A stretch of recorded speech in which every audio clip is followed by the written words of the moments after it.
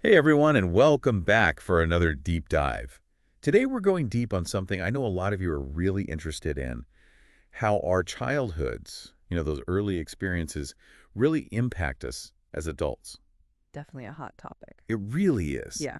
So to help us unpack this, we're diving into this framework called the Five Wounds of Childhood. It was developed by psychologist Lise Bourbeau. Okay.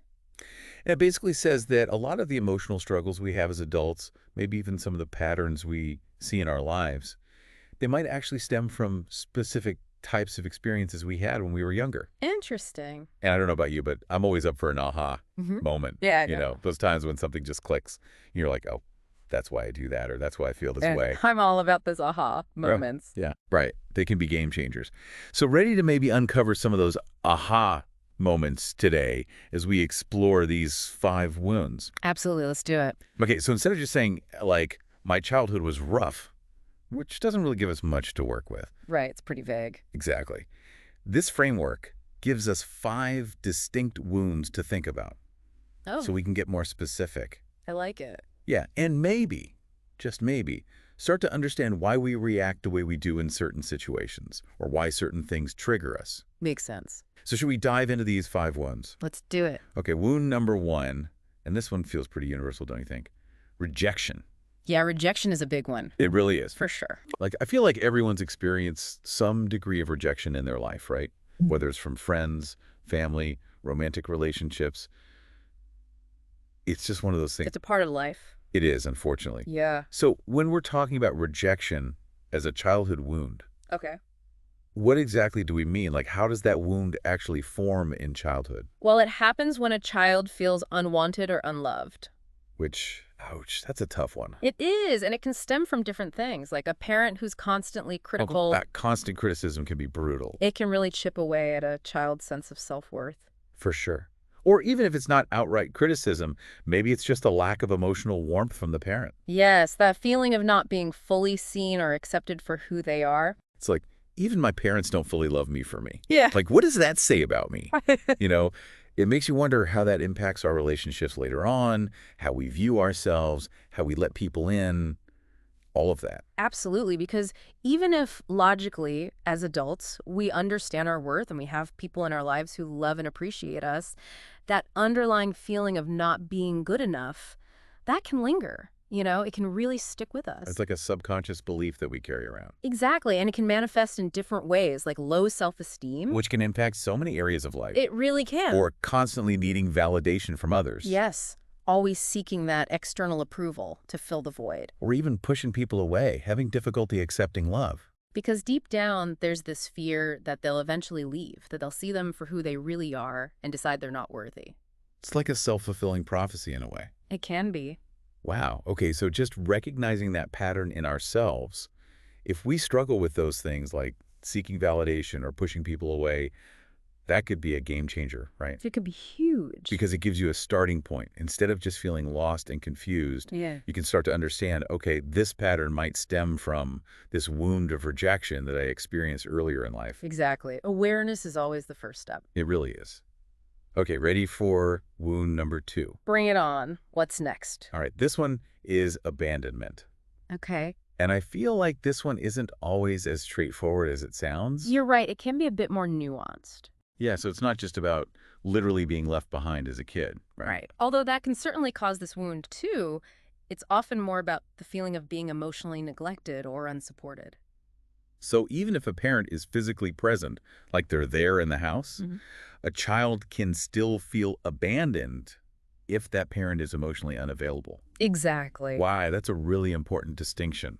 It is. Because a child can be surrounded by people, but if they don't feel seen or heard emotionally, if they don't feel that safe and secure connection, They still feel alone. exactly, they still feel alone. And that feeling of being alone, especially at such a young age, when you're so dependent on your caregivers, that can be really scary. It can be terrifying for a child. So when this wound of abandonment takes root, how does that tend to play out in adulthood? What are some of the things that might show up?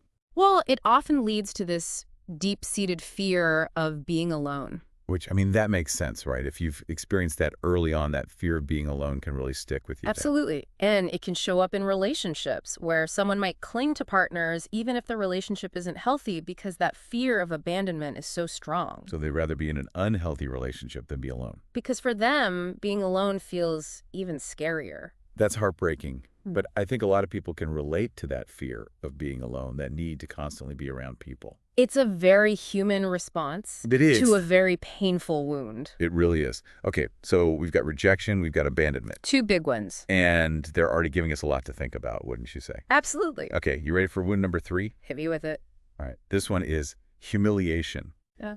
And this one feels, well, it feels particularly difficult to talk about. It can be a sensitive one for sure. It is. So let's start with the basics. What exactly is this humiliation wound rooted in? What kinds of experiences in childhood contribute to this wound forming? It really comes down to experiences where a child is repeatedly shamed or ridiculed. Okay, and I imagine that can happen in a lot of different ways. It can. It might be a parent who's constantly criticizing their appearance. Oof. Yeah, especially during those sensitive adolescent years. Right? When you're already feeling so self-conscious. Exactly. Or maybe it's a parent who tells them their feelings are wrong. Which can be so invalidating for a child. It's like you're not allowed to have your own feelings. Right, and that can be so damaging because it sends the message that their inner experience isn't valid. Wow. Yeah, that makes a lot of sense. Or it might be being belittled in front of others. Oh, that's rough. It can be really humiliating, especially for a child who's still developing their sense of self. Absolutely. And so you can see how these kinds of experiences, these repeated humiliations, can really chip away at a child's self-worth. They really do. It's like they're constantly being told they're not good enough, not smart enough, not attractive enough, not lovable enough. And when that message is coming from the people who are supposed to love and support you unconditionally, it can be really hard to shake. it can be devastating. Yeah, and you can see how that might manifest later in life, right? Absolutely. Difficulty with vulnerability. Okay, so they might have trouble opening up to people, sharing their true selves. Exactly, because they're afraid of being judged or ridiculed. It's like they're always bracing themselves for that next hit, even if it's not actually coming. Exactly. Or they might hold back their true feelings. Because they don't want to be told they're wrong or silly for feeling that way. Right. They've learned to suppress those emotions to avoid further humiliation. Almost like a defense mechanism.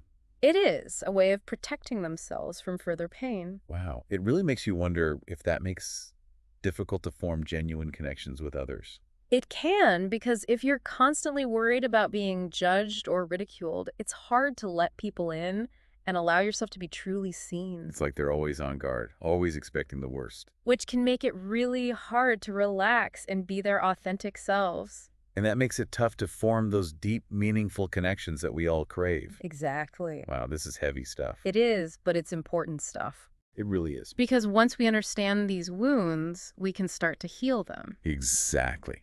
Okay, ready for wound number 4? Ready when you are. Okay, this one is betrayal. Okay, betrayal. And I feel like this one, at least on the surface, feels pretty self-explanatory. Right, it seems pretty straightforward. Like if someone betrays you, you feel betrayed. Exactly. But I'm guessing there's more to it than that. There is. The depth of this wound, it comes from that violation of trust, often by someone the child relied on for safety and security. Okay, so we're not just talking about, like, a friend breaking a promise. Right, although that can be hurtful too. This wound runs deeper.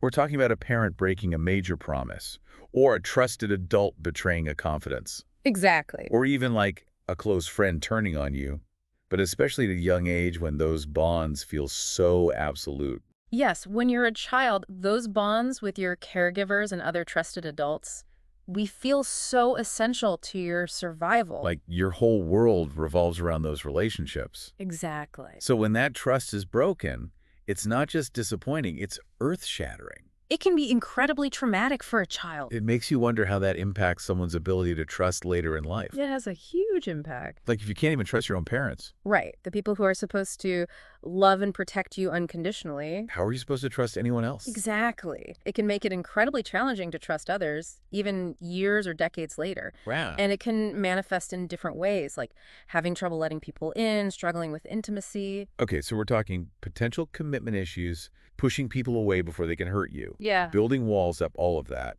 It's definitely a possibility. It's like they're always expecting the other shoe to drop. Because it's happened so many times before. Right. So they protect themselves by keeping everyone at arm's length. And by doing that, they might be inadvertently sabotaging their own relationships. It's a common pattern. Wow, that's heartbreaking. It is, but the good news is that these wounds can heal. That is good news. Okay, on to our final wound, injustice. Injustice. This one feels, well, relevant, to say the least. It's definitely one that resonates in today's world. For sure. Yeah, it feels very timely. So at its core, what is this injustice wound all about? Well, it develops when a child experiences consistent unfair treatment. Okay, so that could be anything from, like, favoritism from parents. Right, like one sibling is always getting preferential treatment. Which, ouch, that's gotta sting. It can create a lot of resentment and insecurity. For sure. Or maybe it's being blamed for something they didn't do. Yes, that feeling of being wrongly accused, of not being heard or believed. Which can be so frustrating and invalidating. Absolutely. Or even just growing up in an environment where rules constantly change. Yeah. And nothing feels safe or predictable. That inconsistency can be really unsettling for a child. Yeah, like you never know where you stand or what to expect. Exactly. And that feeling of constantly feeling off balance, like the world is just this inherently unfair place, I think that's something a lot of people can relate to. I agree. Regardless of their background. For sure. It makes you wonder how that early exposure to injustice, how that shapes someone's worldview. It has a profound impact. It does. Yeah. Okay, so let's talk about that. How does this injustice wound tend to manifest in adulthood? What are some of the patterns or coping mechanisms that might emerge? Well, it can lead to a few different things. Right. Some people might become extremely controlling. Like they need to control every aspect of their lives. Exactly. They might strive for perfection in every area. Like if they can just control everything in their little bubble, then maybe that sense of injustice won't feel so overwhelming. Exactly. They're seeking stability in a world that feels chaotic and unpredictable. That makes sense. And for them, control equals safety. Right. Okay, so we've got the controllers. What else? Others might become very rigid in their thinking. Okay, so they need everything to be just so. And any deviation from the plan throws them off? Exactly. Because any deviation from the plan feels threatening. Right. It's like they're trying to impose order on a world that feels inherently disordered. And for them, that rigidity, that need for things to be a certain way, that's their way of creating a sense of safety and predictability. Exactly. Okay, so we've got the controllers, we've got the rigid thinkers. Any other ways this wound might show up? Then there's the flip side of that, Okay. which is a deep-seated anger at any perceived injustice.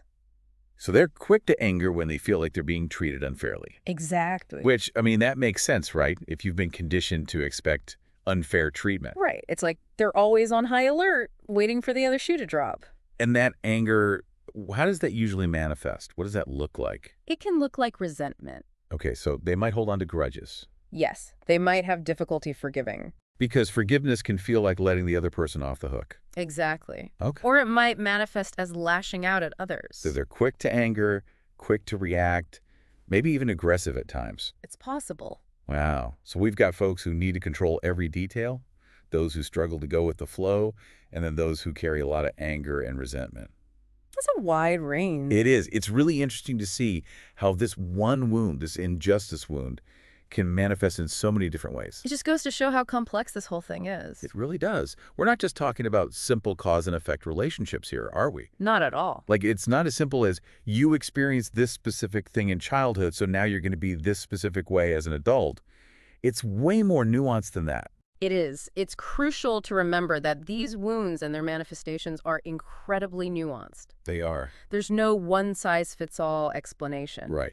Because we're all unique individuals with our own unique experiences. Exactly. And these patterns... You mean the ways these wounds show up in our lives? Yes, exactly. Right. They can intertwine and overlap in really complex ways. So it's not always easy to pinpoint, Okay. oh, this behavior is definitely stemming from this wound, and this other behavior is definitely stemming from that wound. Right. It can be messy. It can be, but that's okay. The point of this framework isn't to label ourselves or others. It's not about saying, I'm a rejection person or you're an abandonment person. Exactly. It's about understanding. It's about cultivating self-awareness Yes, and compassion. absolutely. For ourselves and others. Because, I mean, let's be real, most of the time, our parents were doing the best they could with the tools and resources they had. Exactly. Most parents are doing the best they can. They might not have been perfect parents, but they were doing their best. Right, and they were probably operating from their own wounded places. Which is a whole other layer of this onion, isn't it? It is. Okay, so this isn't about dwelling on the past or pointing fingers or blaming anyone, especially not our parents. Precisely. It's about understanding how that past, how those early experiences might still be impacting us today. Exactly. And then using that understanding to make more conscious choices moving forward. Absolutely. So we've explored these 5 wounds in detail: rejection, abandonment, humiliation, betrayal, and injustice. 5 big ones. They are. Now the big question, what do we do with this information? That's the million-dollar question, isn't it? It is. Yeah. We've uncovered these wounds, we're starting to see their impact, but where do we go from here? Well, the good news is that these wounds, they can heal. Okay, that is good news. They absolutely can. Because it's not like, oh, you're stuck with these wounds for life. There's nothing you can do about it. Like, that's not the message here. Not at all. Okay, good. It's a journey. I was going to say, I'm sure it's not like an overnight fix. Right. Right. It takes time. It takes effort. Self-reflection, I imagine. Absolutely. But healing is possible. Okay, so that's encouraging. And you've already taken the first step just by being here, Yeah. listening to this deep dive, engaging in this process of self-reflection. So just by becoming aware of these wounds, Exactly. we're already on the path to healing. You're already on the path. I like the sound of that. But what comes next? Like, okay, we're aware. Okay. Now what? What do we do with that awareness? Well, now you can start to see how those early experiences, those wounds, Okay. how they might be playing out in your life today. Like how they might be influencing our behaviors, our patterns, our reactions to things? Exactly. Okay. Maybe you have a pattern of, I don't know, attracting emotionally unavailable partners. Oof, yeah, that's a common one. Or maybe you find yourself, terrified to share your creative work with the world because you're so afraid of judgment. Oh, that fear of judgment can be paralyzing. It can. It really can. But recognizing those patterns, those almost knee-jerk reactions that you have. Like, oh, that's why I do that. Exactly. It's not just random. It's connected to something deeper. It's like turning on the lights in a dark room. I like that analogy. Right. Things become much clearer. They do. It's like you can finally see the obstacle that had been tripping you up all along. Exactly. So awareness is huge, but then There's a but coming. there is. Yeah. But then the next step is self-compassion. Okay, tell me more about that. Because it's so easy to get down on ourselves. Oh, 100%.